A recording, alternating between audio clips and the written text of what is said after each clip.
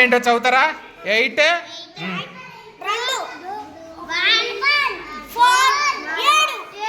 Okay. ఈ నెంబర్లను మనము ఆరోహణ క్రమంలో పెట్టాలి.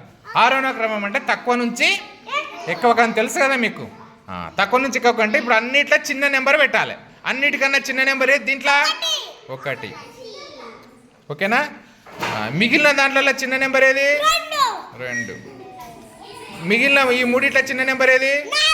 4 పెట్టు. ఆ 2 చిన్న నెంబర్ ఏది? ఇంకా లాస్ట్కి మిగిలింది 8. ఇక్కడ పెట్టేసాయి.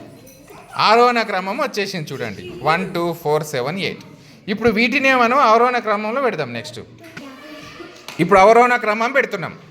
అన్నిటికన్నా పెద్ద నెంబర్ ఏది? పెట్టు.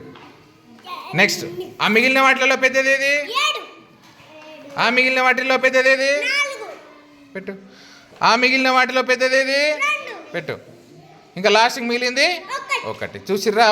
అవరోహణ క్రమం కూడా వచ్చేసింది. Descending order 8 7 4 2 1. ఓకేనా? అర్థమైందా? ఇప్పుడు కాపీలో హోంవర్క్ ఇస్తే రాస్తారా?